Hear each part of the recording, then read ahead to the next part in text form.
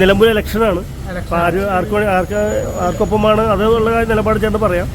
പിന്നെ ജയിച്ചു കഴിഞ്ഞാൽ ഇവിടെ എന്ത് വികസനമാണ് വേണ്ടത് നിലമ്പൂർ അർജന്റായിട്ട് അതിനെക്കുറിച്ചൊന്ന് പറയാമോ? ഓക്കെ, നിലമ്പൂർ പിന്നെ ഇലക്ഷനാണ്. അപ്പോൾ ഇനിയിപ്പോൾ കുറഞ്ഞ മാസങ്ങളുള്ളൂ പുതിയൊരു MLA തിരഞ്ഞെടുക്കപ്പെട്ടാൽ. അപ്പോൾ ആ ഒരു സമയത്തിനുള്ളിൽ ഇപ്പോൾ ഒന്നും ചെയ്തു തീർക്കാൻ കഴിയില്ല. പക്ഷെ ഇവിടെ കുറേ വികസന പ്രവർത്തനങ്ങൾ തുടങ്ങി വെച്ചിട്ടുണ്ട്.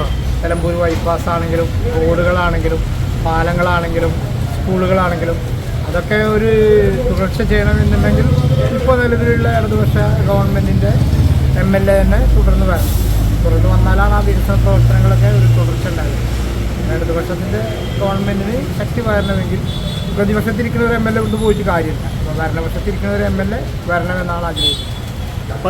അൻവർ ഉണ്ടായിരുന്നു, അതുപോലെ സ്വരാജ് ജയിക്കണമെന്നാണ് പറയുന്നത്. അൻവർ നാട്ടുകാരനാണ്. അപ്പോൾ അൻവറും സെയിം ഇത് തന്നെയല്ലേ ചോദിക്കുകയാണ്. അപ്പോൾ ഇവിടുത്തെ അൻവർ ഉണ്ടായിരുന്നു. അൻവർ വികസനങ്ങൾ നടത്തിയത് ഇടതുപക്ഷ ഗവൺമെൻറ്റിനൊപ്പം നിന്നിട്ടാണ്. ആ ഇടതുപക്ഷ ഗവൺമെൻറ്റിനെ ഒഴിവാക്കിക്കൊണ്ടാണ് സ്വന്തം നിലപാടുകൾക്ക് വേണ്ടി പിന്നെ മാറിപ്പോയത്. ഇപ്പോൾ ഈ തെരഞ്ഞെടുപ്പ് എന്ന് പറഞ്ഞാൽ ഇവിടുത്തെ ജനങ്ങളെ അടിച്ചേൽപ്പിച്ചൊരു തെരഞ്ഞെടുപ്പാണ്, ജനങ്ങളെ ബുദ്ധിമുട്ടിച്ചൊരു തെരഞ്ഞെടുപ്പാണ്. അതിന് കാരണക്കാരൻ EV അൻവറാണ്. അപ്പോൾ ആര് ജയിക്കുമെന്നാണ് ഇടതുപക്ഷത്തിൻ്റെ സ്ഥാനാർത്ഥി സ്വരാജ് ജയിക്കും.